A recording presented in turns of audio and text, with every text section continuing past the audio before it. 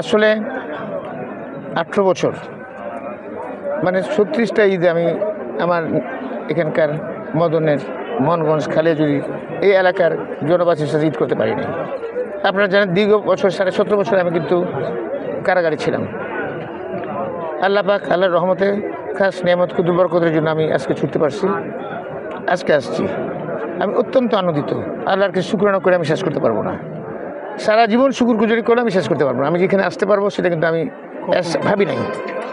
আজকে আমার মদন খালিয়াজুড়ি এবং মোহনগঞ্জের বাসীরা যে আসছেন ওনাদেরকে সকলকে আমি ঈদ শুভেচ্ছা জানাচ্ছি এবং আমার প্রত্যেকটা ইউনিয়নে এখনও অনেকে আসতে পারে নাই, তাদেরকে আমি ঈদের শুভেচ্ছা জানাচ্ছি। আমার প্রাণ ভরা ভালোবাসা এবং অভিনন্দন থাকলো সবার জন্য এবং আপনাদের জন্য অভিনন্দন থাকলো।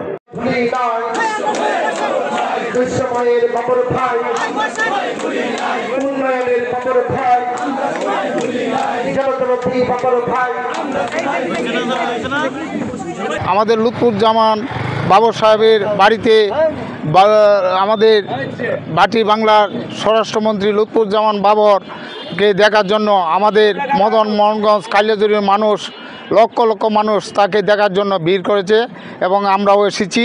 এসে ভাইয়ের সাথে আমরা হাত মিলাইলাম এবং সুন্দরভাবে ভাইকে আমরা জড়িয়ে ধরলাম, আমাদেরকেও ধরলো।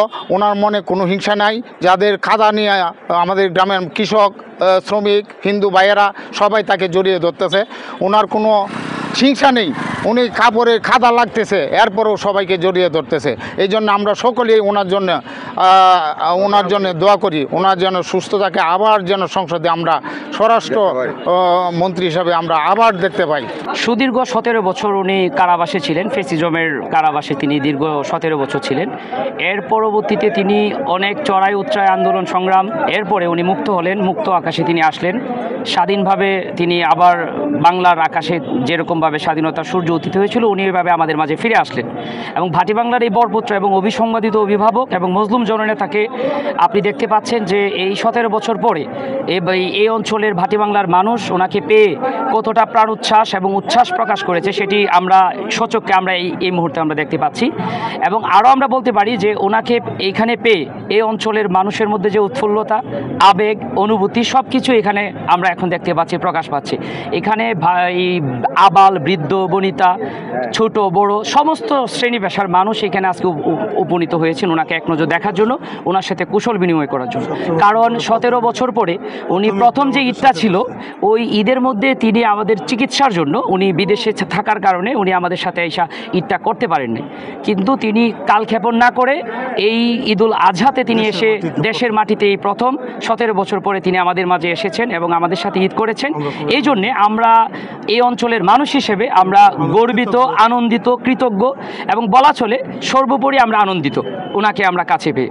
আমাদের ভাটি বাংলার নয়নের মণি সাবেক সফল স্বরাষ্ট্র প্রতিমন্ত্রী জনাব লুৎফুজ্জামান বাবর দীর্ঘ 17 বছর পরে আমাদের মাঝে ফিরে এসেছেন।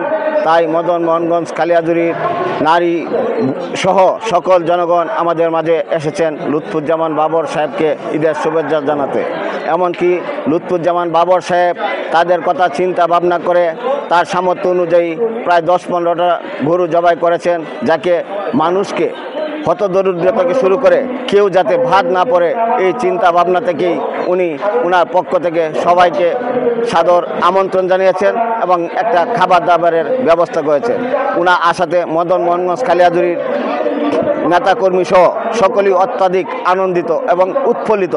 সবাই এই ঈদকে ভিন্নভাবে একটা ভিন্ন রূপে আমেজে, এই যে দেখেন আপনারা শত শত লোক, হাজার হাজার লোক ওনার আগমনে আসছে, তাই সবাই আমরা আনন্দিত।